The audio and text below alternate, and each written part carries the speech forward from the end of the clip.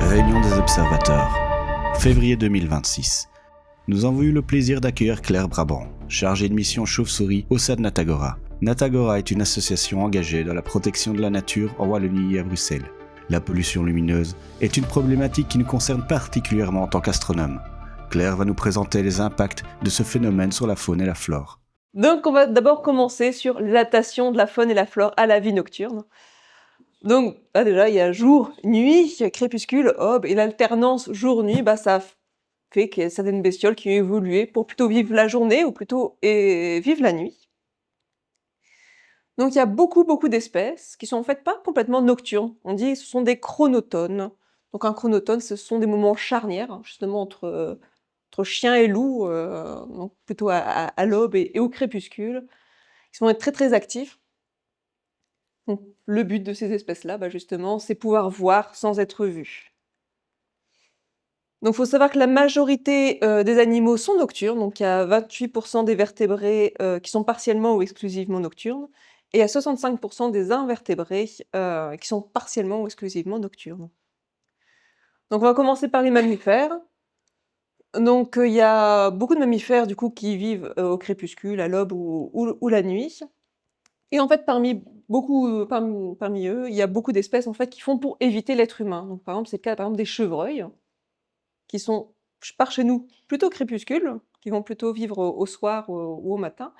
Alors que dans d'autres pays où il va y avoir beaucoup moins d'êtres humains, beaucoup moins d'impact, c'est des espèces qui vont plutôt vivre la journée. Donc il y a beaucoup d'espèces comme ça qui sont adaptées pour nous éviter et donc qui sont devenues aussi nocturnes. Donc les chauves-souris, alors les chauves-souris, pourquoi est-ce qu'elles sont nocturnes? Elles, par exemple, elles, c'est pour éviter la compétition pour manger les insectes. Il y a plus d'insectes la nuit, il y a beaucoup moins de prédateurs d'insectes nocturnes, et donc ils ont trouvé une petite niche pour elles, pour chasser les insectes la nuit. Et elles ont évolué avec un outil particulièrement puissant, l'écholocation. Donc les chauves-souris, elles vont pouvoir se déplacer dans la nuit totale, en parfaite obscurité. Elles ont développé un outil qui s'appelle l'écholocation.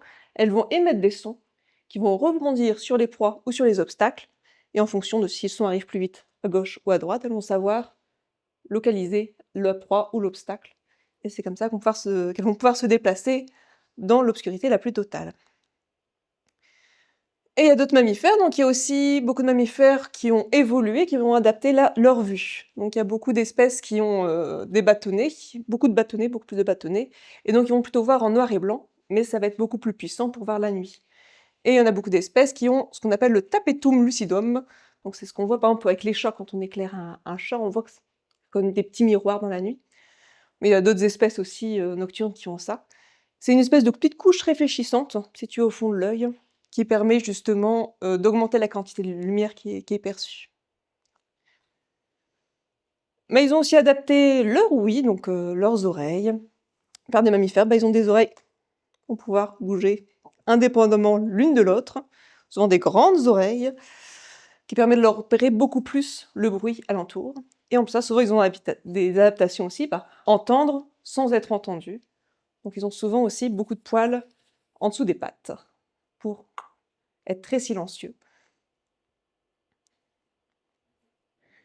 Et il y a aussi l'odorat, donc c'est quelque chose qui est aussi très développé, surtout chez les mammifères qui sont nocturnes. Donc c'est le cas par exemple du hérisson, qui a une très mauvaise vue et qui n'a pas une très bonne ouïe, mais par contre qui a un odorat qui est surdéveloppé, justement un gros mufle par rapport aux autres espèces. Ils ont un gros nez qui permet vraiment de sentir beaucoup de choses et pouvoir trouver des congénères, des proies, pouvoir se déplacer. Et aussi le toucher, donc par exemple il y a beaucoup de mammifères qui ont des longues moustaches, des vibrisses, qui leur permettent aussi de se déplacer, parce que ces animaux-là savent que si les moustaches passent, le reste du corps y suivra. Ce qui leur permet de pouvoir se déplacer dans l'obscurité. Ensuite, les mammifères, par exemple les mammifères marins, les phoques marins, ils vont utiliser les structures lumineuses, donc la lune, les constellations, comme repère nocturne pour pouvoir se déplacer. Parce qu'il faut se dire, c'est sans une grande étendue d'eau, souvent pas de côte à proximité, ils vont réussir à utiliser les lunes et les constellations pour pouvoir se déplacer et retrouver les côtes. Chez les oiseaux, donc il y a certains oiseaux qui vont chanter, la nuit. Donc déjà, pour éviter, la concurrence sonore, parce que, bah, encore une fois, c'est par rapport à l'être humain. Il y a beaucoup de bruit la journée, il y a beaucoup moins de bruit la nuit. Donc ça leur permet qu'on n'entende qu'eux. Et aussi, l'air est plus frais et donc un air plus frais, un air plus humide, ça permet de disperser beaucoup plus le son qu'un air sec. Et donc forcément, c'est souvent la nuit, ou en tout cas au moins à l'aube et au crépuscule, que l'air est plus humide et donc que leurs sons, que leurs cris vont porter beaucoup plus loin.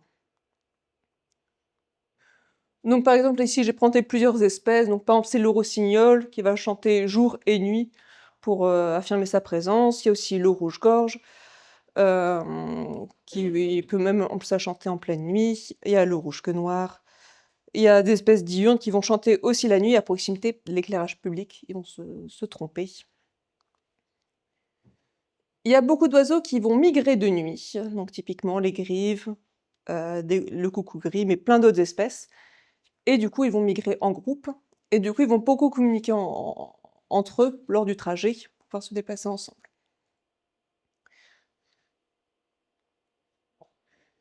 Il y a les oiseaux d'eau, les canards et les limicoles, qui pour se protéger des prédateurs, vont plutôt rester au milieu des lacs en journée, et le soir ou à la nuit, ils vont plutôt aller chasser sur les berges, comme ça les prédateurs ne les verront pas.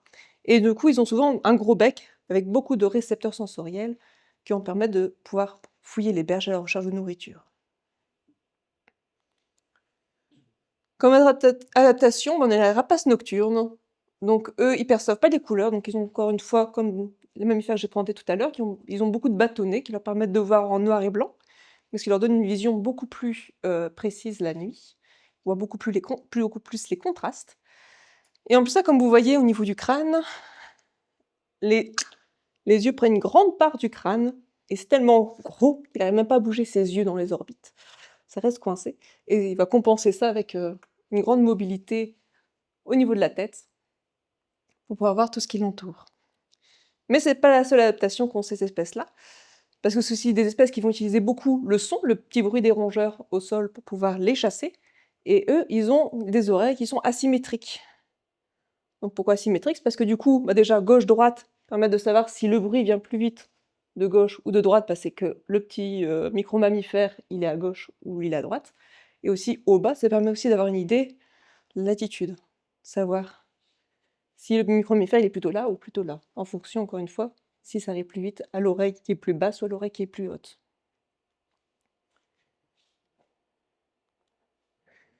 Et encore une fois, entendre sans être entendu. Donc les rapaces nocturnes ont aussi des adaptations au niveau de leurs plumes, des plumes qui sont très molles, très juteuses, et du coup, qui font très très peu de bruit, contrairement, par exemple, on a un pigeon qui passe à côté de nous, on va l'entendre, le bruit des ailes, c'est des ailes qui sont très rigides, alors que les plumes d'une chouette, c'est très très discret, et si vous avez déjà eu des chouettes qui sont passées pas loin de vous, on les entend pratiquement pas. Une autre bête qui est nocturne, l'engoulevent, et elle, c'est surtout une adaptation pour la journée, en fait. Elle a un fort mimétisme avec le sol, qui va permettre en journée de rester posée au sol sans être vue, parce que ses plumes ressemblent beaucoup à la couleur du sol. Et la nuit, par contre, tu vas pouvoir être actif et pouvoir aller manger des papillons de nuit, des hannetons et des gros insectes nocturnes, en ouvrant grand la bouche. Il y a aussi beaucoup d'amphibiens qui vivent la nuit. Alors eux, ils vivent aussi la nuit parce qu'il il fait aussi plus frais, plus humide. C'est des espèces qui ont une peau un peu visqueuse, remplie de mucus, et pour pouvoir respirer, ils ont besoin d'humidité. Et du coup, bah, ils vont se déplacer plutôt la nuit, quand il fait beaucoup plus frais, beaucoup plus humide, pour pouvoir se déplacer.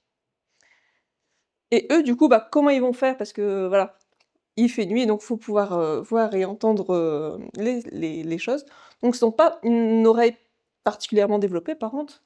Ils vont surtout avoir posé leur ventre, leurs poumons au sol, et ils vont ressentir les vibrations du sol, ce qui va pouvoir leur indiquer s'il y a des prédateurs qui arrivent.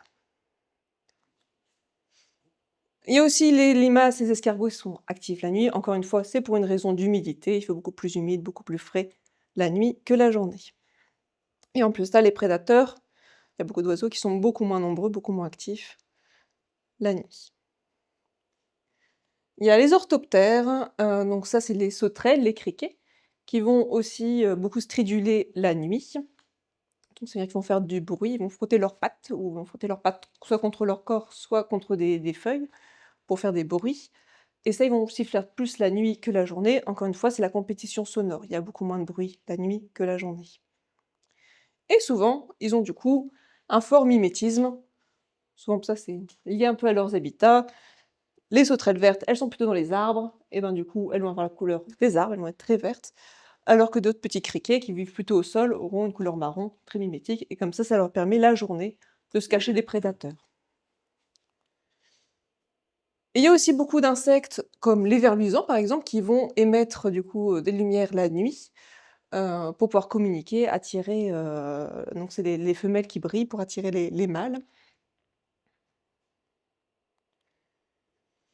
Il y a aussi d'autres insectes, donc par exemple ici c'est un coléoptère qui est surnommé la jardinière, qui va ne sortir que la nuit et ça c'est une espèce qui va utiliser la lueur de la lune pour pouvoir, se repérer et pouvoir voir un petit peu où se déplacer. Donc il y a beaucoup de papillons qui sont nocturnes, il y a d'ailleurs plus de papillons nocturnes que de papillons qui vivent la journée. Et d'ailleurs, on pense au niveau de l'évolution que, avant il n'y avait que des papillons nocturnes et ça sera à cause des chauves-souris, qu'il y ait des papillons qui soient devenus diurnes, qui vivent la journée, c'est pour éviter justement les chauves-souris. Et du coup, eux, ils vont utiliser leurs grandes antennes pour capter les phéromones des femelles, pour pouvoir trouver le partenaire. Et les papillons nocturnes, souvent, ils ont une couleur assez, assez terne, assez, encore une fois, mimétique, pour pouvoir justement se cacher en journée des prédateurs et pouvoir vivre la nuit. Il y a des araignées qui vont faire leur toile, chaque nuit parce que du coup, bah, encore une fois, c'est encore une histoire d'humidité, de fraîcheur. Une toile qui est humide, qui est faite quand il y a de l'humidité et de la fraîcheur, bah, ça va être une toile qui va être plus collante, qui va pouvoir capturer beaucoup plus d'insectes qu'une toile faite en journée. Il y a les poissons, il y a aussi pas mal de poissons qui vont être nocturnes et donc qui vont faire appel au toucher, à l'odorat, au goût et capter des vibrations ambiantes pour se déplacer. Donc par exemple, il y a la migration des lamproies, qui est faite, la nuit et il y a d'autres poissons qui sont actifs, principalement la nuit, tels que la loche, le chabot, la carpe, commune et l'anguille. Donc pour la flore sauvage, donc faut savoir que les plantes, elles vont respirer jour et nuit, comme nous. Elles vont produire aussi de l'oxygène et consommer du gaz carbonique.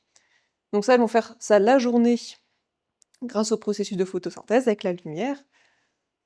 Et la nuit, comme il y a pas de lumière, la photosynthèse, elle s'interrompt et du coup, c'est une période qui est très réparatrice pour l'arbre, permettre de se reposer et de consommer ces nutriments qui vont lui permettre de grandir.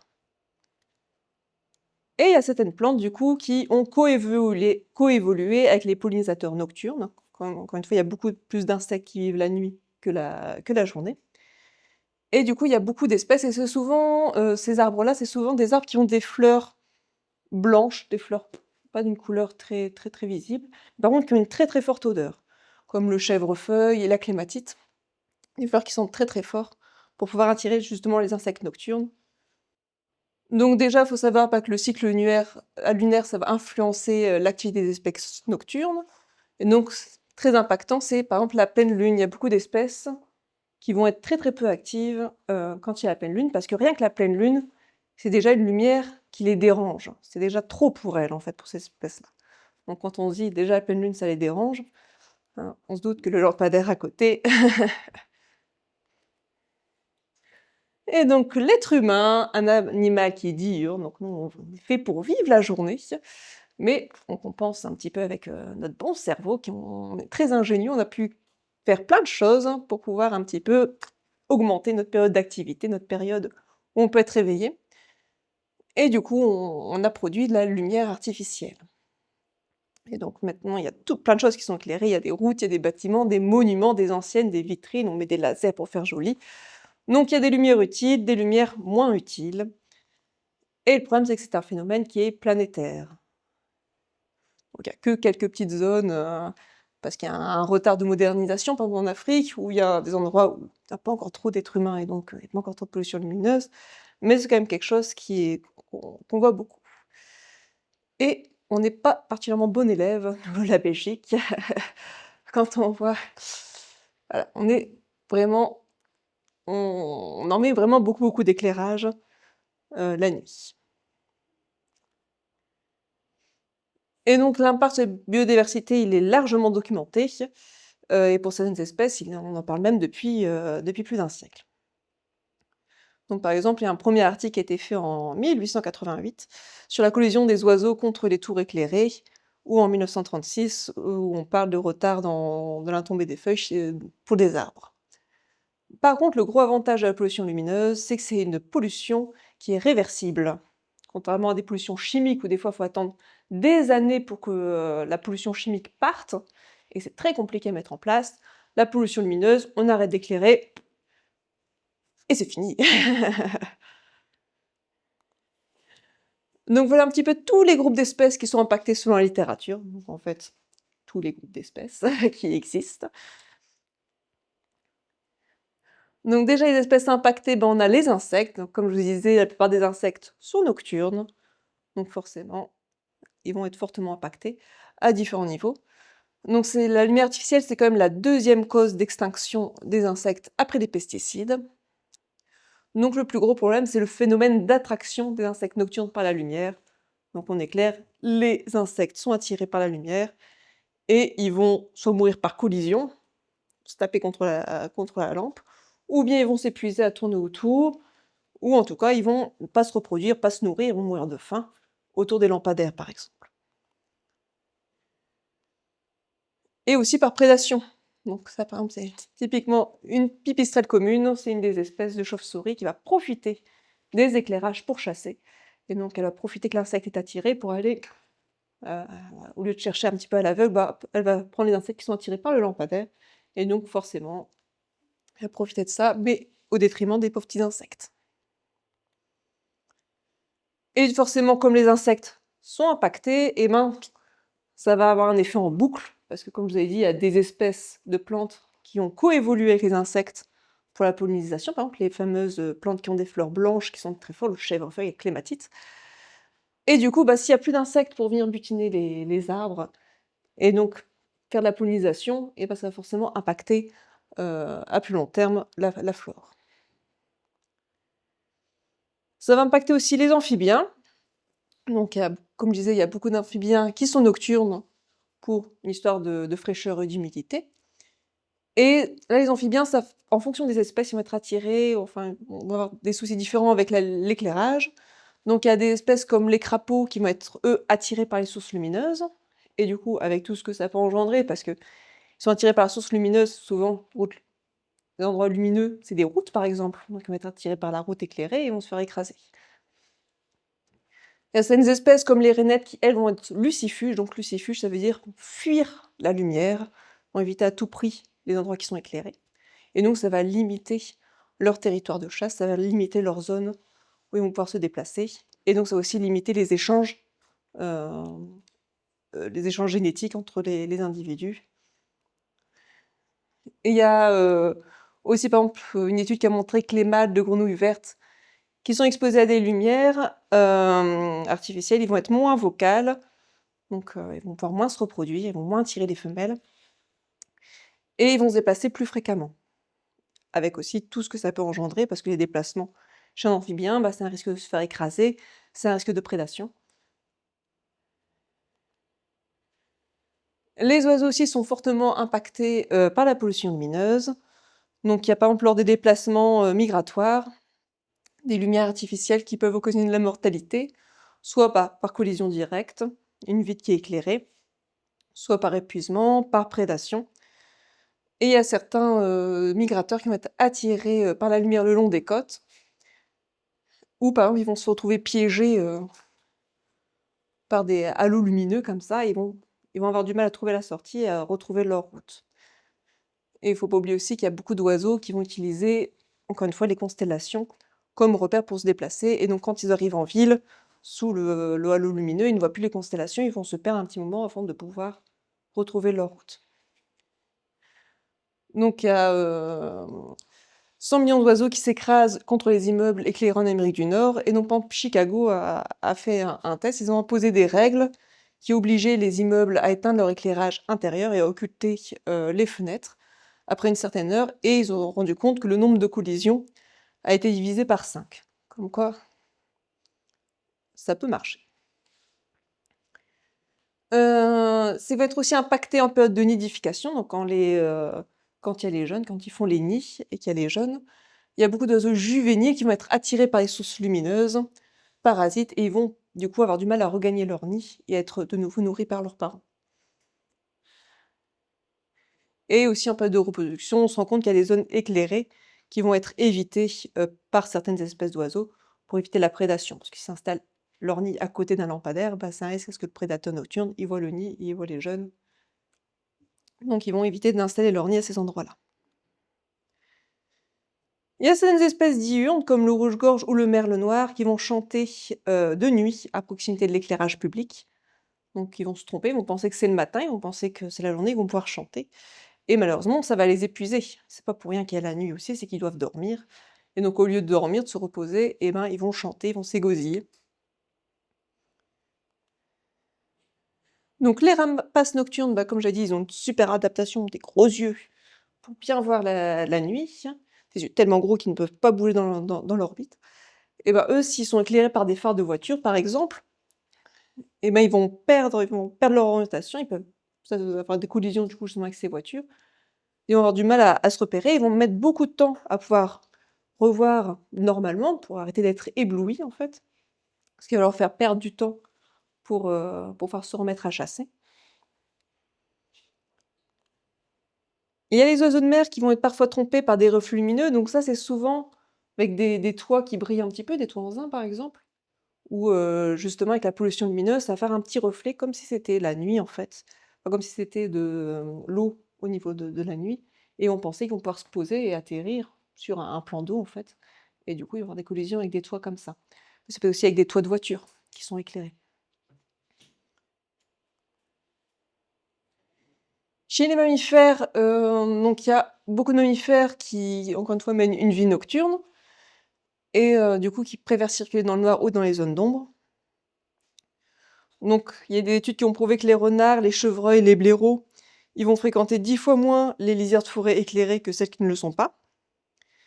Les micro-mammifères, ils vont se nourrir moins dans les zones fortement éclairées. C'est aussi constaté chez les lagomorphes, donc les lapins, les lièvres. Il y a les petits mammifères carnivores et les hérissons qui, eux, vont être attirés par la lumière, et encore une fois avec tous les impacts que ça peut avoir, parce qu'ils sont attirés par la lumière au niveau d'une route, bah, ils vont rester au niveau de la route, et vont se faire écraser par les voitures qui passent. Donc les chiroptères, les chauves-souris, bah, c'est les mammifères qui semblent les plus affectés par la pollution lumineuse. Donc il y a 3 causes principales d'impact au niveau de la pollution lumineuse. Il y a les effets sur les gîtes de chauves-souris, donc les colonies de reproduction et les gîtes d'hibernation. Il y a des effets sur la fragmentation du paysage nocturne, et il y a des interférences avec l'activité alimentaire, avec la distribution des proies et la compétition entre les espèces. Donc déjà, il faut savoir que les chauves-souris, bah, elles ne sont pas aveugles, hein, donc ça c'est une légende. Donc elles ont aussi, encore une fois, ça fait partie des espèces qui ont beaucoup de bâtonnets au fond de l'œil, qui leur permettent de voir beaucoup de contrastes, de voir en noir et blanc. Donc elles sont beaucoup plus sensibles à la lumière que les humains. Et les chauves-souris, elles font partie des chronotones, donc justement de ces espèces qui vivent surtout en début de nuit et en fin de nuit. Donc elles sont très actives les 3 premières heures de début de nuit et les 3 dernières heures de fin de nuit. Et ça coïncide avec le pic d'émergence des insectes. Les insectes, ils vont émerger souvent au coucher du soleil, au lever du soleil. Donc c'est à ces moments-là, quand on fait du vélo, on se prend une montagne de moucherons dans la tête, bah, c'est parce que c'est l'émergence des insectes à ce moment-là. Donc dans les gîtes, donc que ce soit les gîtes d'été ou les gîtes d'hiver, les chauves-souris, elles vont choisir les zones sombres pour s'installer. Et du coup, il suffit d'une lampe qui est allumée dans un gîte pour que toute la colonie, tout le groupe de chauves-souris disparaisse. Et ça peut être aussi juste l'éclairage du trou de sortie, du trou d'envol des chauves-souris. Si le trou d'envol des chauves-souris, donc quand les chauves-souris vont quitter leur gîte, elles passent par un trou d'envol pour aller à leur terrain de chasse. Si ce trou d'envol est éclairé, les chauves-souris, elles vont se réveiller beaucoup plus tard. elles vont aller chasser beaucoup plus tard et elles vont rater le pic d'émergence d'insectes qu'on a en début de nuit. Et donc ça, c'était montré que les jeunes qui sont dans les colonies qui sont éclairées, contrairement aux colonies des endroits qui ne sont pas éclairés, bah, les jeunes vont être beaucoup plus petits, vont se développer beaucoup plus lentement que les jeunes où les colonies ne sont pas éclairées. Et du coup, l'éclairage, ça peut même faire déserter complètement une colonie de chauves-souris, ce qui est très préjudiciable pour cette espèce qui ne se porte pas très bien. Donc il y a beaucoup d'espèces lucifuges, donc des espèces qui vont fuir les éclairages, les chauves-souris. Mais par contre, il y a deux espèces, il y a les pipistrelles communes et la sérotine commune, qui sont des espèces plutôt courantes et opportunistes, qui, elles, sont luminotolérantes et qui vont pouvoir profiter des éclairages pour chasser. Ce que je présentais justement avec les insectes qui sont piégés au niveau des éclairages, et la pipistrelle commune qui va profiter de ces insectes piégés pour aller les capturer.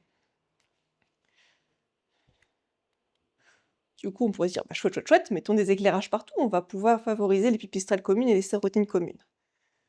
Oui, mais déjà, voilà, encore une fois, pas toutes les espèces, donc deux espèces, on a quand même 24 espèces de chauves-souris en Belgique, on n'en a que deux qui profitent des éclairages pour chasser, toutes les autres, elles vont fuir les éclairages. Donc,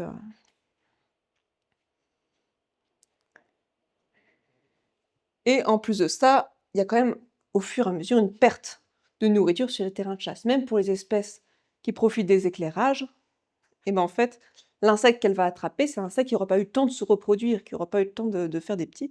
Et donc au fur et à mesure, en fait, la population d'insectes, elle va quand même diminuer dans la zone. La chauve-souris, elle aura quand même moins en moins de choses à chasser. Et donc même pour les espèces luminotolérantes, au bout d'un moment, ça va aller quand même moins.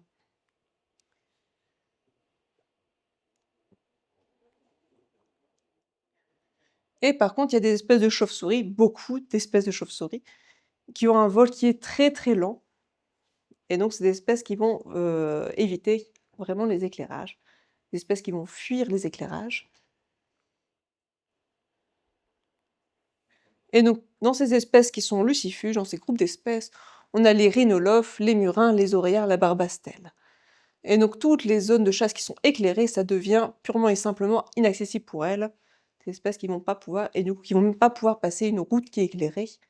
Ça va devenir vraiment quelque chose d'impossible à traverser pour elles.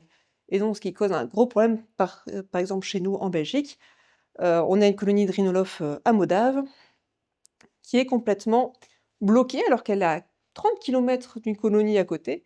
Et on se rend compte qu'il y a un fort taux de consanguinité dans ces chauves-souris à Modave parce que justement, il y a plein de routes qu'elles n'arrivent pas à passer et du coup, elles ne se reproduisent qu'entre elles. Et avec un faible pool génétique comme ça, bah, s'il y a jamais un virus qui arrive, on sait que la colonie, elle va disparaître parce qu'il n'y a pas assez de génétiques différentes pour cette colonie-là. Donc il y a plein d'études qui ont été faites sur les chauves-souris.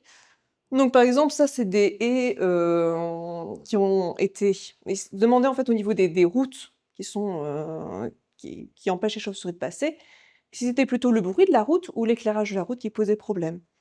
Donc ils ont pris des haies en pleine campagne qui ne sont jamais éclairées, et ils ont éclairé quelques haies, et dans certaines haies, ils les ont laissées dans le noir. Par contre, ils ont mis du bruit, pour voir un petit peu si c'était plus l'impact du bruit ou l'impact de la lumière qui faisait que les chauves-souris n'allaient pas dans ces routes-là. Et donc on voit que le bruit, bah, ça a quand même un petit impact, mais quand même pas autant que les haies qui sont éclairées, où on voit qu'il y a beaucoup moins de contact de chauves-souris. Donc là, c'est des passages d'une espèce très lucifuge, le murin des marais, où ils ont testé à deux périodes de la nuit, donc en début de nuit et en milieu de nuit. Donc c'est ce que je disais, les chauves-souris sont des chronotones, ça veut dire qu'elles vont être très actives en début de nuit et en fin de nuit, mais très peu en milieu de nuit. Et d'ailleurs, on voit justement que voilà, ça c'est un endroit qui est dans l'obscurité, puis ils éclairent, puis ils remettent dans l'obscurité. On voit qu'en milieu de nuit, du coup, elles sont très peu impactées parce qu'il y a beaucoup moins de chasse, il y a beaucoup moins de passages. Alors qu'en début de nuit, on voit que les chauves-souris, dès que c'est éclairé, le nombre de contacts de murin des marais va beaucoup diminuer. Et même si on remet dans le noir, elles vont pas revenir tout de suite, quoi. Et donc l'éclairage des cours d'eau et des ponts, ça va modifier l'habitude de chasse de différentes espèces de chauves-souris, dont le murin de menton, qui va très mal en Belgique. On a une diminution de 70% des effectifs de murin de menton en 10 ans. Et on pense que c'est aussi peut-être dû à toute la pollution lumineuse, qu'il y a.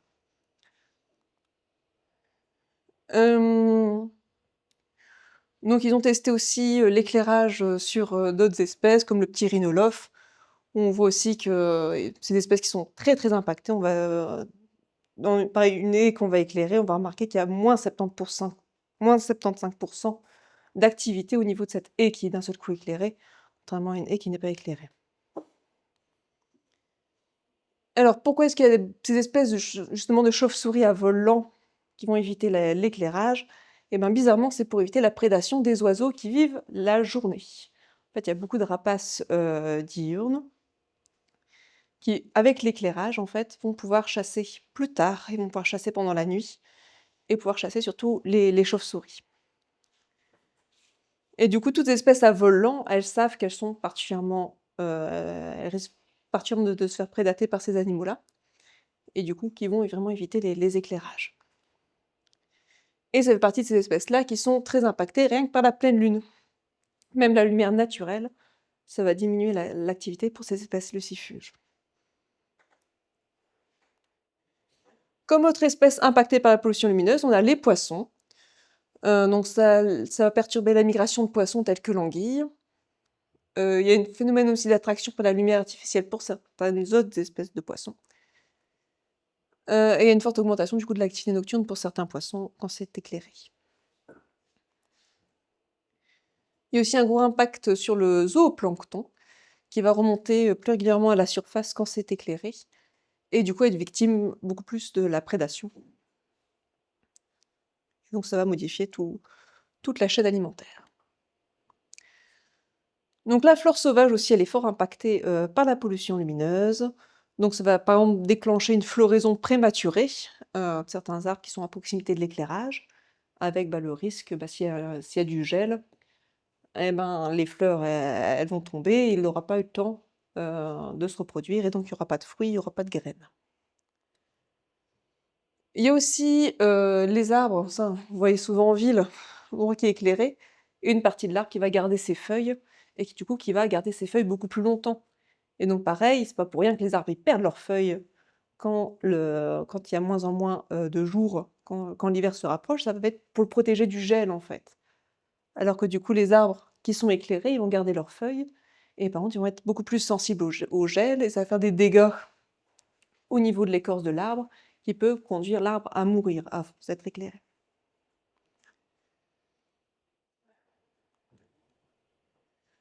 Donc voilà, j'ai présenté un petit peu les impacts pour les différentes espèces. Là, je vais reprendre à chaque fois le truc global. Donc comme impact qu'il y a de la pollution lumineuse, il y a l'éblouissement. Donc comme je disais avec le rapace nocturne par exemple, ils vont être éblouis par l'éclairage, ils vont mettre beaucoup de temps à pouvoir retrouver leur vision et à pouvoir rechasser. Il y a aussi le phénomène de répulsion ou d'attraction en fonction des espèces. Donc comme je disais, par exemple, pipistrelles communes, sérotines communes qui vont être attirées par l'éclairage pour pouvoir chasser, et d'autres espèces qui vont fuir l'éclairage, comme les autres espèces de chauves-souris, les murins, les rhinolophes, qui vont éviter de passer par les routes éclairées. Donc en fonction des espèces, elles vont être soit attirées, euh, soit avoir un effet répulsif de ces espèces. Il y a aussi la perte des repères, une disparition de la carte céleste, l'inversion du contraste terre et mer pour beaucoup d'espèces. Il y a la désorientation avec la collusion épuisement pour d'autres espèces. Un effet démographique avec les pièges écologiques, les collisions, typiquement les insectes, qui vont être piégés par ces lampadaires, qui ne vont pas pouvoir se reproduire, et du coup ça va provoquer une forte diminution des insectes présents à cet endroit-là. Donc il y a aussi une dégradation et un recul de l'habitat spatial et temporel, avec l'évitement des zones éclairées pour un certain nombre d'espèces. Ça va modifier les communautés et les cortèges d'espèces, donc si c'est fortement éclairé, quand on reprend encore une fois l'exemple des chauves-souris, on aura plus de pipistrelles et sérotines, on aura beaucoup moins des autres espèces qui sont souvent un peu plus menacées. Et il va y avoir un déséquilibre populationnel, un rapport proie-prédateur, rapport plantes-animaux qui vont être beaucoup perturbés. Et puis en plus ça, il va y avoir des effets en cascade. Donc ça, c'est une plateforme qui a été étudiée. Ils se sont rendus compte qu'il y avait une forte mortalité d'oiseaux, ils ont essayé de comprendre pourquoi. Et en fait, c'est parce que c'est éclairé, donc il y a la croissance des algues, Ça attire le zooplancton, ça attire les poissons, ça attire les oiseaux marins. Et eux, bah, les oiseaux, ils vont se retrouver avec des collisions avec les stations et qui va provoquer la mortalité. Donc ça fait un petit effet un peu cascade comme ça. Il y avait aussi la fragmentation et le mitage nocturne. Donc la lumière artificielle, ça peut former des barrières infranchissables, comme je reprends l'exemple des rhinolophes de Moldave qui se retrouvent coincés dans une petite zone avec du coup forte consanguinité. Vraiment une population qui est vraiment très limitée, très fragmentée. Il y avait un effet aussi sur les rythmes biologiques des espèces animales, une désynchronisation, des espèces qui vont chasser la nuit au lieu de se reposer, ce qui va provoquer du stress pour ces oiseaux-là, un vieillissement prématuré de ces espèces-là, et donc de la mortalité, et végétale. Est-ce qu'il y a des questions pour cette partie-là? Moi, j'ai une question. Oui. J'avais dit un mot que je connais pas. C'est un cortège d'espèces. C'est quoi? Un cortège d'espèces, c'est différentes espèces qui vont se retrouver dans un endroit. Et donc il va être complètement modifié. Et souvent, du coup, il va y avoir moins d'espèces, un cortège d'espèces qui va être beaucoup plus réduit, moins d'espèces dans une zone qui va être éclairée, par exemple, que dans une zone qui ne va pas être éclairée. Donc souvent, on parle du coup de trames noires, de trames sombres, de trames étoilées, des fois on utilise ce terme-là. Et donc ça, c'est un réseau écologique formé de réservoirs de corridors biologiques noirs à préserver et à restaurer pour la vie nocturne. Et donc ça, c'est important, c'est que la trame sombre, elle doit toujours être reliée à la trame verte ou à la trame bleue. Un animal, en fait, si on éteint juste un endroit où c'est en pleine ville, l'animal, il aura beaucoup plus de mal à passer que si c'est un endroit où il y a justement un milieu boisé, une bande boisée. La bête, elle va plutôt suivre cette bande boisée si c'est éteint. Donc toujours, quand on fait la trame sombre, on intègre toujours dans la trame verte et bleue, la trame qui est plus large. Donc la trame verte et la trame bleue. La trame verte, c'est la trame avec les arbres, la trame arborée. Et la trame bleue, bah, c'est les cours d'eau. Donc on va souvent travailler avec la trame sombre autour de cette trame existante. Donc les solutions, il y a plusieurs solutions. Donc il y a la localisation, la période, l'orientation, l'intensité, la couleur, le type de lumière et les aspects techniques. Alors moi, c'est pour ça que j'ai rajouté ça, mon métier c'est les chauves-souris. Et donc toutes les informations que j'ai, tous les documents que j'ai cherchés, c'est en rapport avec les chauves-souris. Donc ce qui est valable là, ce que je vous explique là, c'est surtout valable pour les chauves-souris et peut-être pas forcément pour d'autres espèces, il faut un peu plus se renseigner pour les autres espèces. Donc la première solution, c'est la localisation. Donc il y a le meilleur éclairage qui existe, c'est celui qui n'existe pas. Donc ce serait la meilleure chose, ça serait vraiment d'éteindre. Et ça c'est chouette parce que je dis, ouais attention, parce que là je présente les solutions que pour les chauves-souris, mais ça, éteindre complètement, ça sera bénéfique à toutes les espèces, on peut en être sûr. Donc toujours éclairer que dans les situations où c'est nécessaire, quand il y a vraiment un problème de sécurité. Donc par exemple, à proximité d'une école, là ok, un passage piéton à côté d'une école, je veux bien qu'on éclaire. Mais il y a d'autres endroits où il faut réfléchir autrement. Limiter l'utilisation autour des maisons. On va aussi renoncer à installer des lumières le long des cours d'eau. Comme autre solution, on a la période. Donc utiliser si possible des minuteries ou des détecteurs de mouvement. Ça n'éclaire que quand il y a du passage. Éteindre les enseignes lumineuses après minuit, on sait que ça ne sert à rien, hein, tous les trucs publicitaires. Il y avait un gros mouvement qui avait été fait justement avec des jeunes qui s'amusaient à l'éteindre, parce qu'on peut éteindre depuis l'extérieur en fait, un truc de pompiers, ils sont obligés de pouvoir éteindre les lumières depuis l'extérieur. Et du coup, il y avait des jeunes où c'était un peu à la mode, où le but c'était d'aller appuyer sur le bouton pour éteindre les enseignes lumineuses. Moi, j'en arrivais à ces extrémités-là.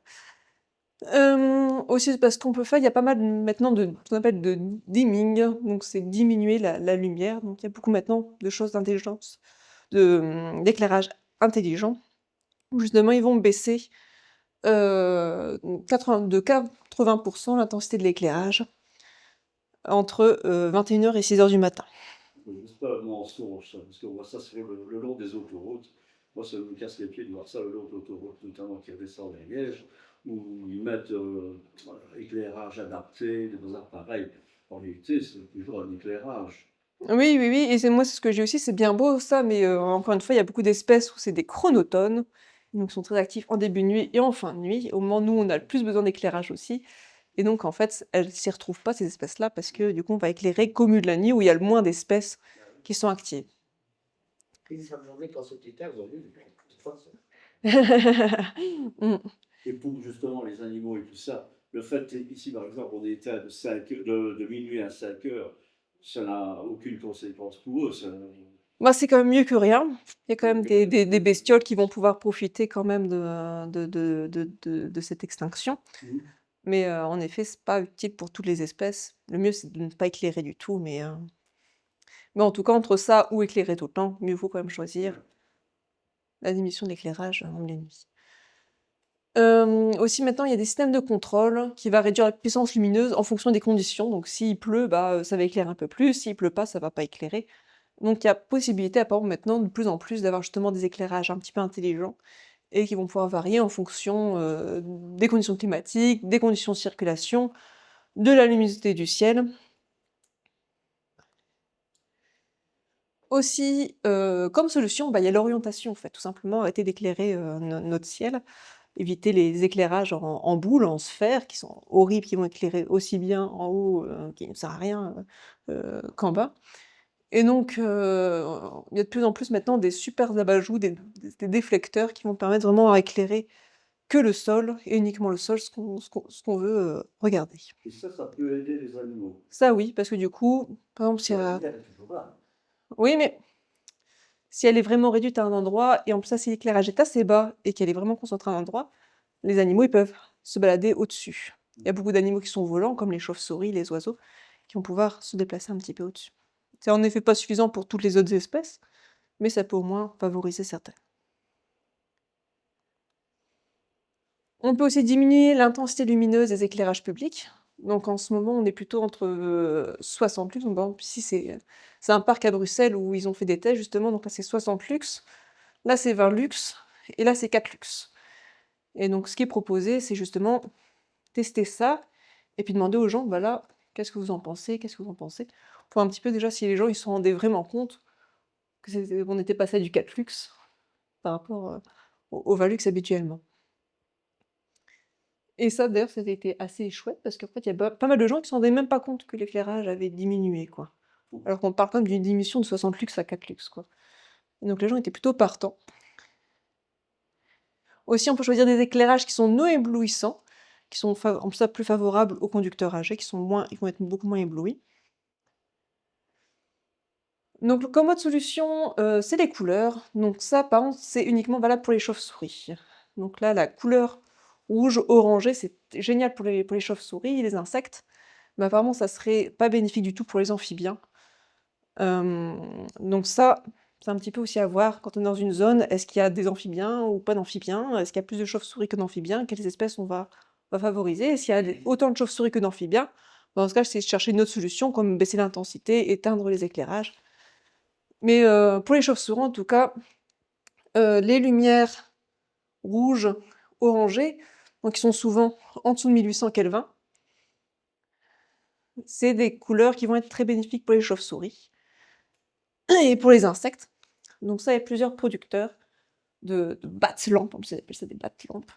Donc il y a Inolumis et Philips qui vendent justement des éclairages qui sont bénéfiques, enfin pas bénéfiques, mais moins impactantes en tout cas pour les chauves-souris. Donc là, c'est la batte-lampe de Philips, et ça, c'est la batte-lampe d'Inolumis.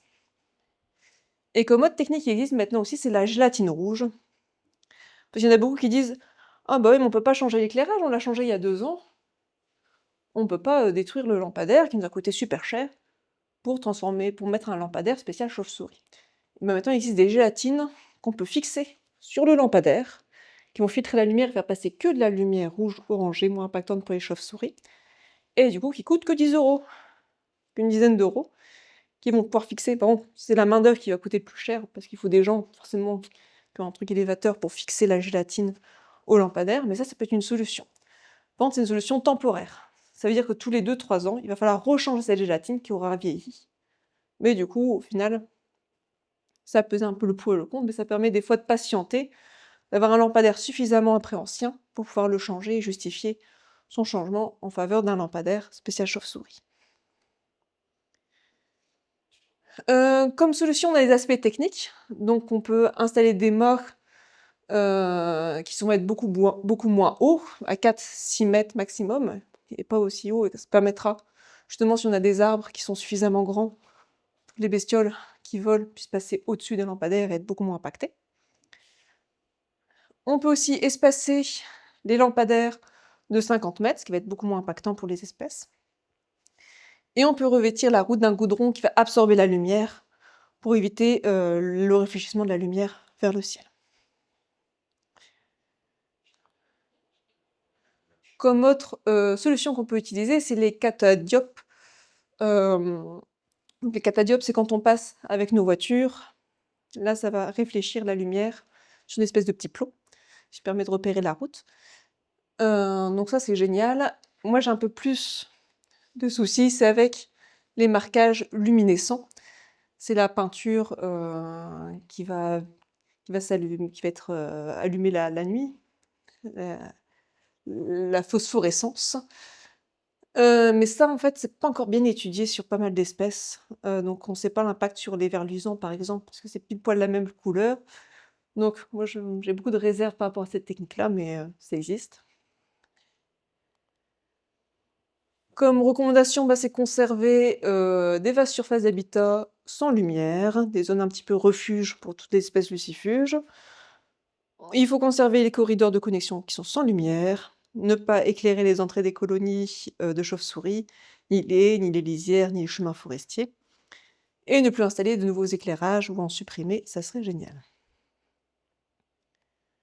À notre niveau, qu'est-ce qu'on peut faire? Bah, éviter les lumières inutiles dans notre jardin.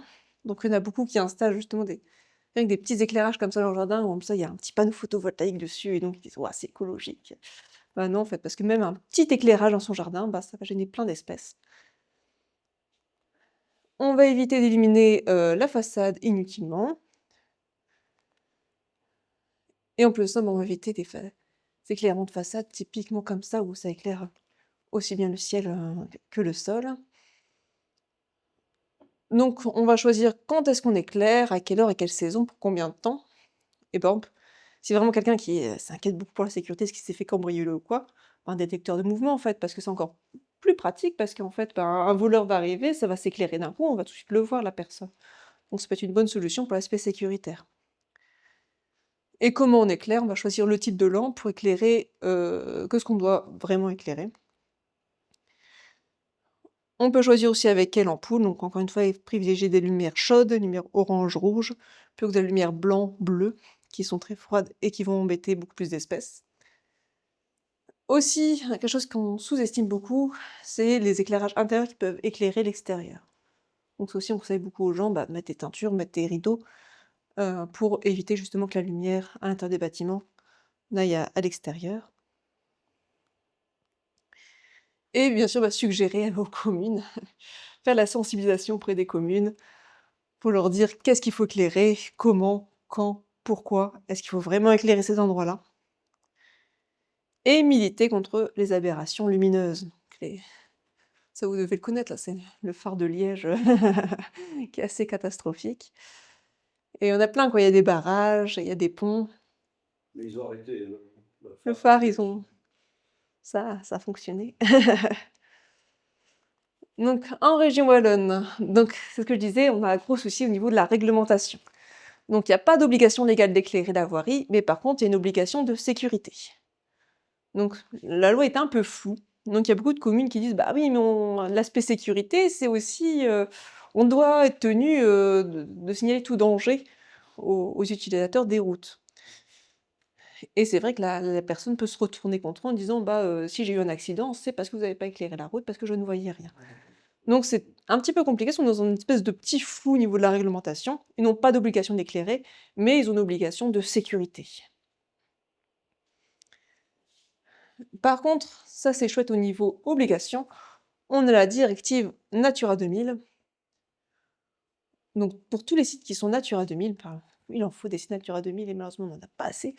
Mais au niveau de ces sites Natura 2000, là par contre il y a une réglementation, on n'a pas le droit d'éclairer les zones Natura 2000 comme ça. Et en plus, il y a une petite zone tampon qui est souvent autour des zones Natura 2000 où on ne peut pas éclairer comme on veut. Dans le site de Natura 2000. Pardon? Uniquement autour des sites de Bah oui. Ou en tout cas. C'est Natura 2000 qui mettent l'éclairage Mm. adapté. C'est Natura 2000.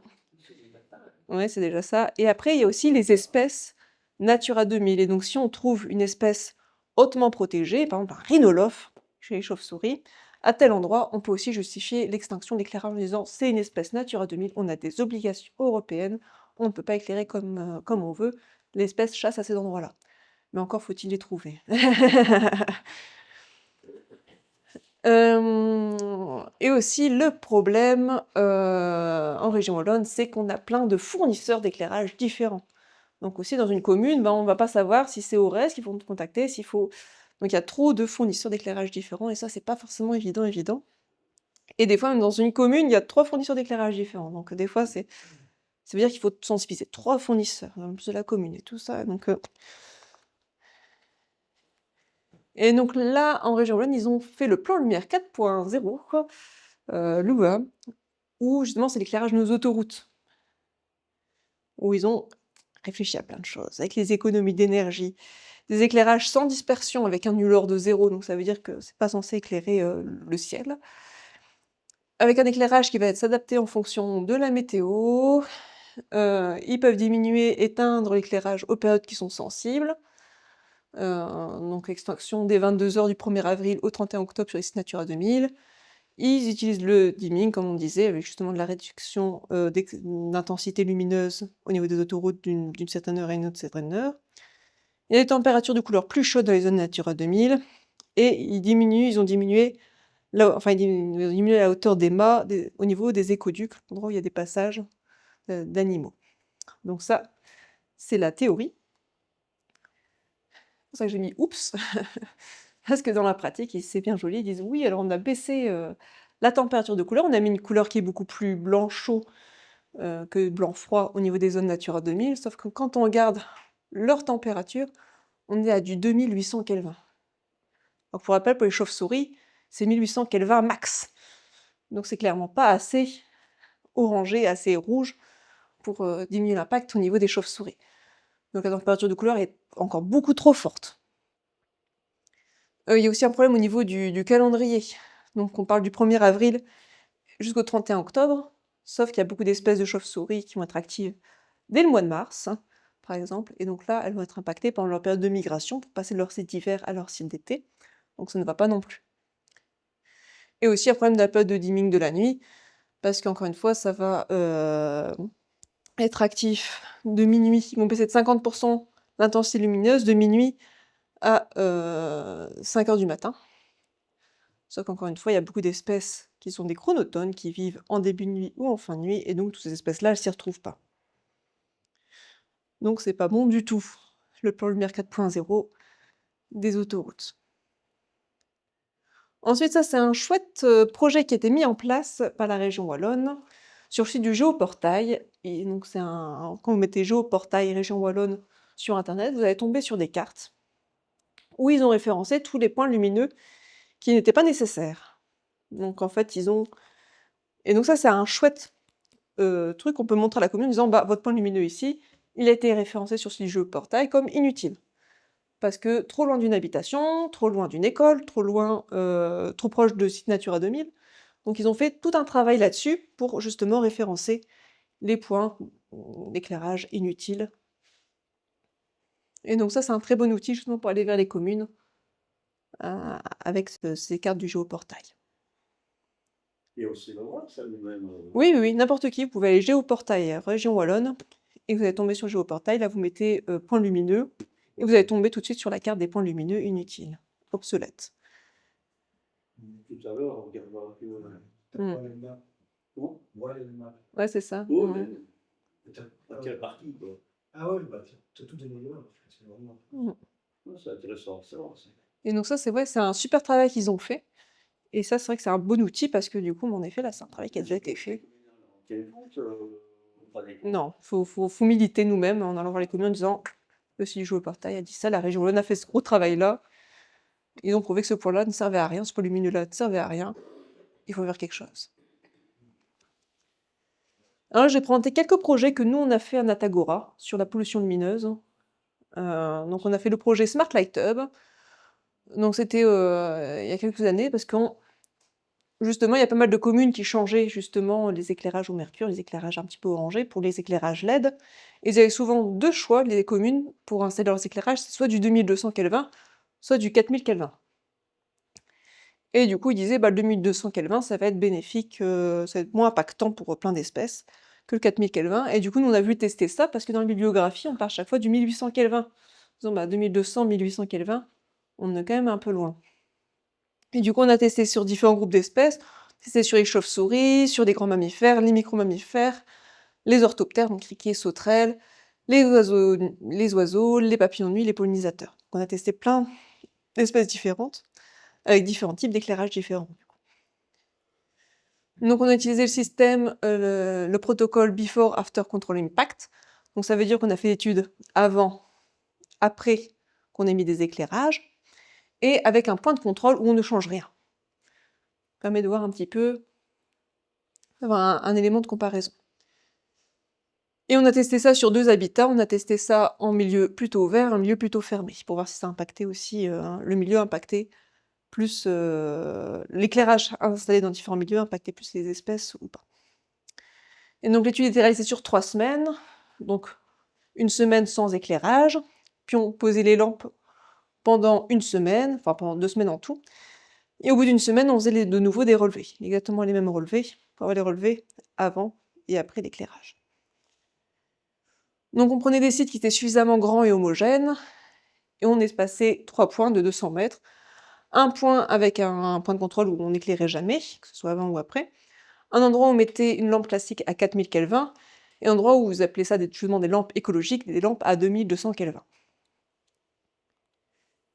Donc pour les chauves-souris, on a essayé des enregistreurs automatiques d'ultrasons, donc c'est des enregistreurs qui vont prendre tous les ultrasons des chauves-souris, et nous après on va analyser derrière les sons, pour savoir quelles espèces sont passées là, et avoir un nombre de contacts par nuit.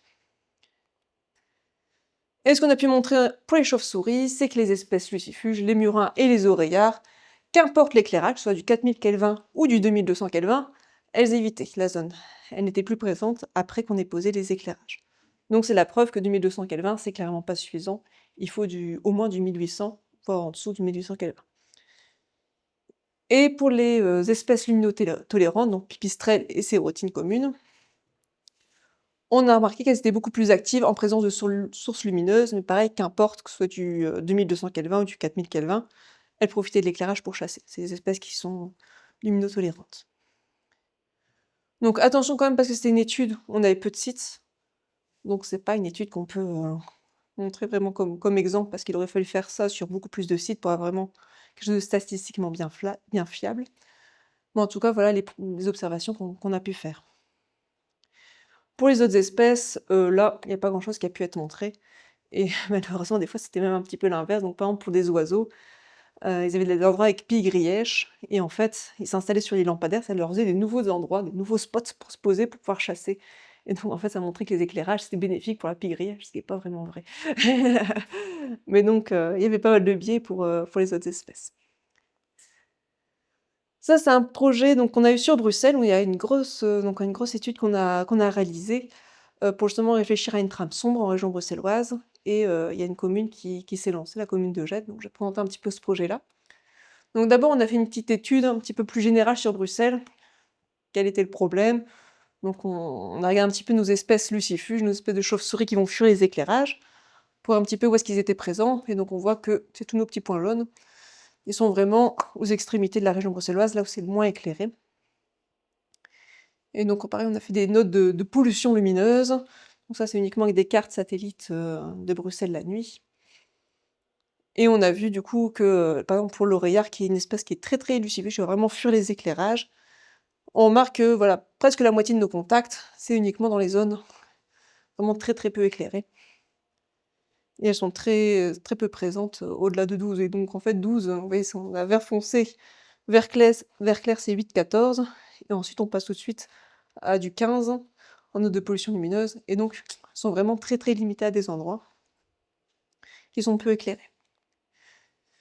Donc là, ça nous a permis de faire des zones où on sait que les chauves-souris peuvent chasser, qui sont peu éclairées, et des zones suffisamment grandes, avec une nature suffisamment grande pour que les chauves-souris puissent avoir une zone de chasse. Donc on a pris les zones naturelles de taille au-dessus de 5 hectares, qui représentent une zone de chasse potentielle pour les chauves-souris, et en plus ça, ces zones-là étaient de faible luminosité pour les chauves-souris. Ça nous a permis de savoir un petit peu les zones où nos espèces lucifuges chassent en région bruxelloise, et notre but après, du coup, c'était de réfléchir à comment reconnecter ces différentes zones pour améliorer les poules génétiques, pour améliorer les échanges entre ces populations. Donc on s'était fié aussi aux corridors qui existent déjà, la trame verte et bleue en région bruxelloise.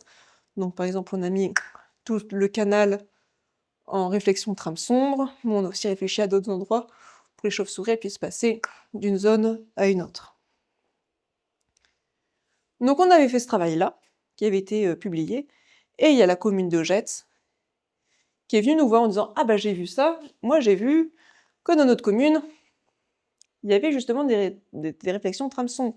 Et, ah bah nous on serait intéressés pour que quelque chose se fasse. » Ça c'est chouette. Il y a des communes, quand même quelque chose qui se passe au niveau des communes, certaines communes qui prennent conscience un petit peu de ce qui se passe.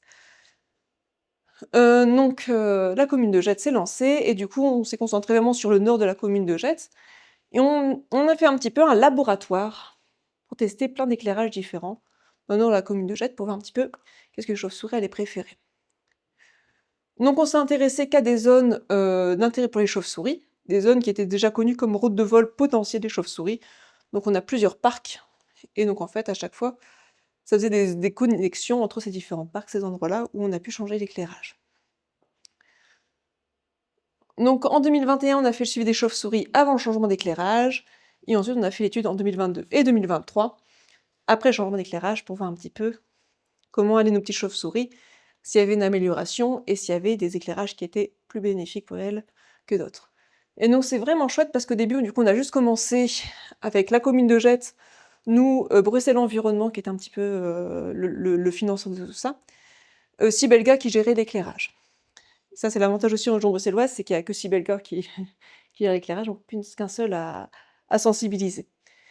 Et ça, c'est chouette, parce qu'en fait, il y en a d'autres qui ont dit « Ah, mais nous, ça nous intéresse aussi ». Donc par exemple, il y a NJ Laborella qui nous a d'abord rejoint, en disant « Non, on a une super voiture, avec des capteurs partout, pour capter toute la pollution lumineuse, et savoir exactement quel luxe, donc quelle intensité lumineuse reçoit la route, et la température de couleur hyper précise. » Donc cela permettait de faire une carte de tout le nord de Getz en disant « Bah voilà, ces endroits-là, c'est telle couleur, ces endroits-là, c'est telle intensité. » Et en plus de ça, nous, on a pu relier avec les données chauves-souris sur leur super voiture, on a pu installer un enregistreur acoustique de chauve-souris, qui prend, en plus du cri de la chauve-souris, il prend le point GPS du cri de la chauve-souris, qui permet de relier précisément le type d'éclairage avec la donnée de chauve-souris.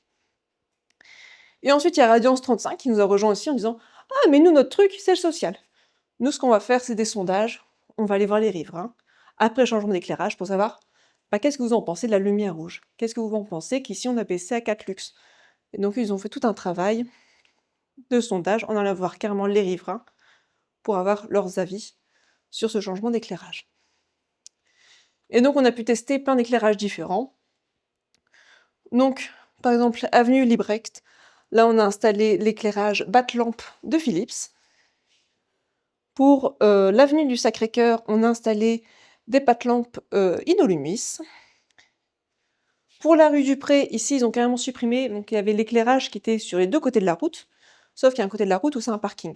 Et du coup, ils ont décidé d'éclairer qu'un endroit, là où il y a les habitations, et pas du tout côté parking. Ils ont supprimé une ligne d'éclairage. Ici, ils ont installé des éclairages particuliers parce qu'il y a une école dans la zone. Et du coup, ils disent, bah oui, mais niveau sécurité au niveau de l'école, on peut pas éclairer comme on veut.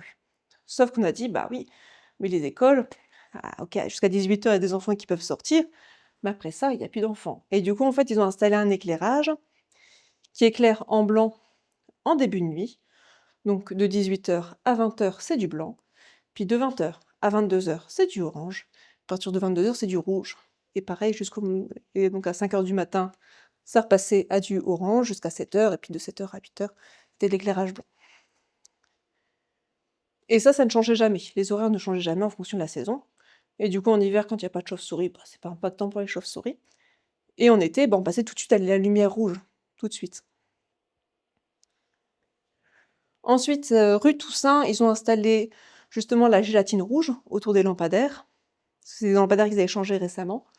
Donc ils ne pouvaient pas changer l'éclairage pour acheter de nouveaux éclairages qui coûtent cher, pour avoir des éclairages chauve-souris. Donc ils ont installé cette espèce de gélatine rouge pour voir un petit peu si ça allait tenir longtemps. Et ils ont fait la même chose pour la rue Bonaventure. Donc c'est chouette qu'on a pu tester pas mal d'éclairages différents et avoir du coup plein d'études assez différentes, donc avec beaucoup de partenaires différents. Donc c'était vraiment une chouette étude assez complète. Donc ça résume un petit peu tout ce que j'ai dit, quoi. Donc il y avait des endroits où il y a aussi un endroit au square Jules Lorge où ils ont supprimé des poteaux. Solution unilatérale pour la rue du Pré, il y a la gélatine rouge qui est installée à 2 endroits. Ils ont mis des battes-lampes Philips et battes-lampes Lumus pour voir s'il y en avait une qui était mieux que l'autre. Parce qu'elles sont très très différentes. La batte-lampe Philips, elle est très très rouge. Mais par contre, l'intensité lumineuse est beaucoup plus forte, les lux sont plus forts. Alors que la batte-lampe Lumus, c'est beaucoup plus orangé. Mais par contre, l'intensité lumineuse est beaucoup plus faible. Donc c'est un petit peu pour voir s'il y en a une qui est préférée par les chauves-souris ou l'autre. Donc c'est ce que je disais, tout près de l'école, il y avait un spectre à teinte variable, en début c'est blanc, puis après c'est pas rouge, au rouge. Et ils ont installé aussi sur 2 rues piétonnes des bulles de lumière. Donc c'est éteint, la personne passe, ça s'allume, la personne est passée, ça se réteint. Mais ça a très très peu fonctionné, les bulles de lumière, et on pense parce que c'est quand même Bruxelles, il y a quand même beaucoup de passages, et donc quand ils ont essayé de voir combien de temps étaient éclairées les rues piétonnes, en fait c'était une très très grosse partie de la nuit. Donc ce qui n'allait pas aux chauves-souris, parce que du coup, la moitié de la nuit c'est éclairé, et ça ne leur convenait pas. Et donc on a fait plein de relevés différents, donc on a fait des transects de vélo. Donc là pareil, on a un enregistreur acoustique qui prend le point GPS du cri de la chauve-souris. Donc ça permettait aussi de relier pas mal d'informations. Les transects voitures, avec les super voitures de la Borelec, avec des capteurs un petit peu partout pour pouvoir mesurer les lux, les températures de couleur. On a fait des points d'écoute à toute une série d'endroits. On s'est arrêté pendant 3 minutes, puis on regardait vraiment les chauves-souris, le passage, par où elles passaient, le nombre de contacts qu'on avait, les espèces qu'on avait. Et on a posé 7 enregistreurs acoustiques à différents endroits stratégiques. On les a posés pendant 6 mois, de mai à octobre, et on les a posés du coup en 2021 avant changement d'éclairage, en 2022 et 2023. Et les résultats sont très positifs. Donc on remarque, donc là ici c'est pour les pipistrelles, donc même pour les pipistrelles on se dit, c'est des espèces luminotolérantes qui profitent de l'éclairage pour chasser. Ouais, mais comme je disais, si c'est éclairé tout le temps, il y a quand même moins d'insectes, et donc les chauves-souris elles vont quand même moins bien. Et voilà, ça prouve ça aussi. Parce que quand on a arrêté de moins bien éclairer, à mon avis, il devait y avoir plus d'insectes, et donc les chauves-souris elles ont pu remonter. Il y a eu beaucoup plus de contacts. Là aussi pour la sérotine, alors que c'est aussi une espèce luminotolérante, il y a aussi une augmentation du nombre des contacts après changement d'éclairage. Et ça s'est fait très vite. Donc c'est des nombres de contacts en 2021, donc avant changement d'éclairage, et en vert c'est en 2022 et 2023. C'est un passage de chauve-souris. Donc on ne sait pas le nombre d'individus, ça c'est impossible à mesurer chez les chauves-souris. C'est un contact, donc un passage de chauve-souris pendant la nuit. Et pourquoi est-ce que c'est en bas, on voit que c'est une surface, et au-dessus, il y a une ligne? Ah, ça, c'est les petits points. Donc ça, c'est les moyennes. Oui. Et ça, c'est les petits points. En plus, donc c'est des petits points, mais qui sont un petit peu en dehors de la moyenne. Ça arrive que, à mon avis, il y a peut-être une nuit un peu chaude, une nuit où il y a eu beaucoup d'insectes, où elles ont fait quelque chose qui était différent des nuits habituelles, quoi. Donc c'est surtout là-dessus qu'il faut se concentrer. Mais donc, voilà, pour les pipistrelles, on voit qu'il y avait quand même moins de contacts avant, beaucoup plus de contacts après. Pareil pour la sérotine, on voit que c'était juste une barre, et ça a augmenté. Oui, on a peut-être le rappeler juste avant. Oui. Si je comprends bien, c'est une sorte de boîte à moustache. En réalité, 75% des observations sont contenues dans le rectangle. C'est ça. Et donc pour les murins, là on n'observe pas grand-chose comme vous voyez, hein, c'est quelques petits points erratiques, on observe quand même plus de choses. Et par contre ça c'est les oreillards, donc ils ont mis un peu plus de temps pour revenir dans le milieu. Mais ils reviennent beaucoup plus. Et chez les murins, ça on le voit pas parce qu'on a groupé toutes les espèces. Mais par contre, on a eu le retour d'une espèce annexe 2 à la directive habitat, le murin échancré, qui était absent, qui était devenu absent de la commune et qui est revenu après le changement d'éclairage, qui semble prouver quand même un effet très bénéfique. Et donc après, on a pu essayer d'identifier. Donc ça, par contre, statistiquement, c'était un petit peu trop faible parce que le problème, c'est qu'on a changé juste une rue à chaque fois. Donc savoir si c'est juste parce que c'est un super endroit pour les chauves-souris, comme le fait qu'on ait changé d'éclairage, mais qu'importe le changement d'éclairage, il y a eu plus de passages de chauves-souris, ou si c'est vraiment un impact lampe, un impact de l'éclairage spécifique qu'on a utilisé.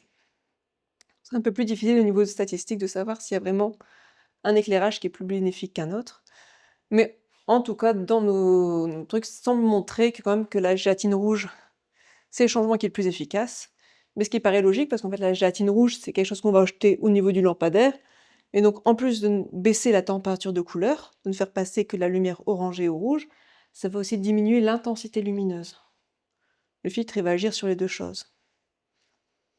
Par contre, encore une fois, c'est un éclairage qui est temporaire, et donc tous les 3 ans, il faut changer la gélatine rouge. Le deuxième, c'est la batte-lampe Philips, donc c'est l'éclairage qui est très très rouge, mais par contre qui a une intensité lumineuse assez forte. Et le troisième, c'est la batte-lampe Inolumis, qui est beaucoup plus orangée, mais qui a une intensité beaucoup plus faible.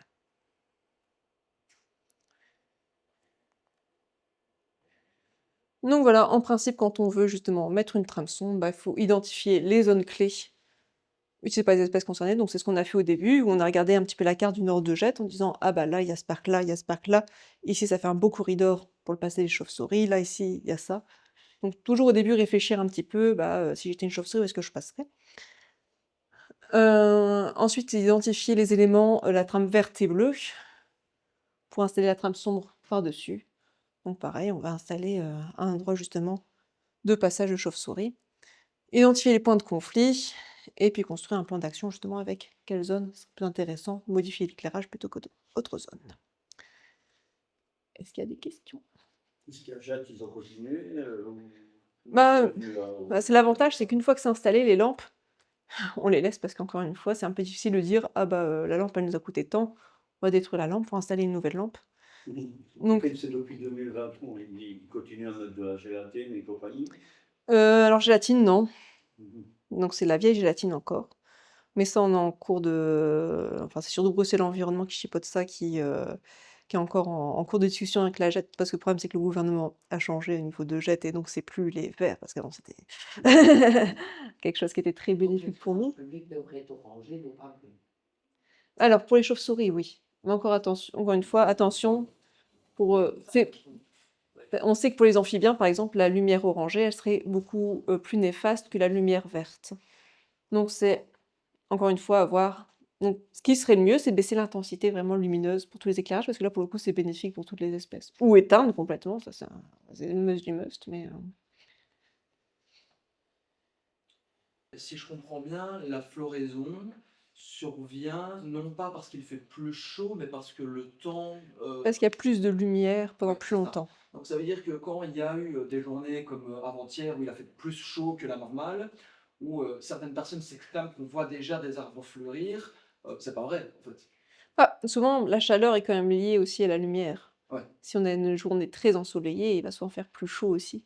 Ouais. Donc souvent, les deux sont quand même corrélés, quoi. Ouais, mais je veux dire, une journée spéciale comme il y a eu 2 jours où le temps de lumière n'est pas forcément plus grand que les normales saisonnières, mais par contre il a fait plus chaud, c'est pas ça qui va... Non, c'est plus surtout la lumière. C'est la lumière. Ok, ok.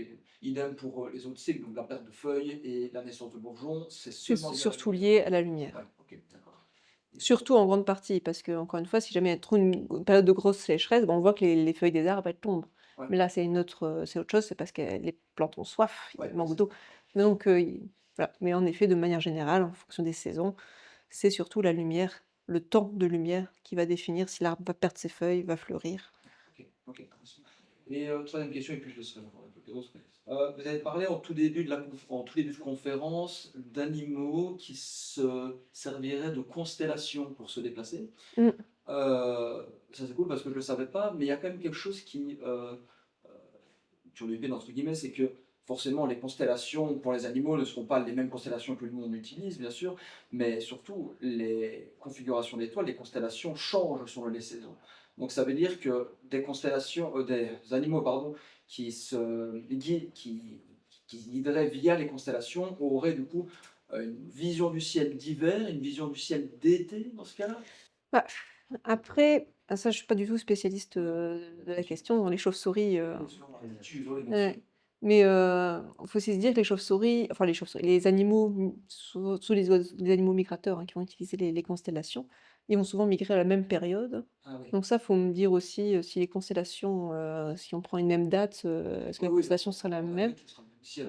Ouais, je n'y connais rien ça, mais mais je pense que du coup, en effet, leur ciel est toujours la même chose quand ils sont en migration et du coup, Donc ça veut dire, parce que je pensais que les oiseaux migrateurs, comment dire, ciblaient en quelque sorte le soleil pour se déplacer, donc ils se guidaient via le soleil, mais pas forcément parce qu'il est la nuit. c'est ça, il y a beaucoup d'oiseaux migrateurs nocturnes. Ouais, c'est ça, Mmh surtout mh. qu'on passe sur la Méditerranée où là c'est c'est plusieurs journées de voyage, mais de nuit entre autres parce qu'il ne faut pas se poser. Donc là il servirait de la lune et ou des constellations. Entre autres. Mmh. Ok, merci beaucoup. Avec plaisir. De toute façon, une des preuves aussi que la lumière impacte les animaux, c'est lors des éclipses totales du soleil, il y a tous les animaux qui se taisent pendant l'éclipse. C'est souvent ce que ceux qui assistent à des éclipses totales du soleil nous rapportent, c'est le Ah oui. silence, le moment de- Ah, c'est qu'ils doivent rien comprendre les bestioles. Elles doivent rien comprendre les bestioles. Voilà, si je vais jouer. Avec plaisir. Merci bien.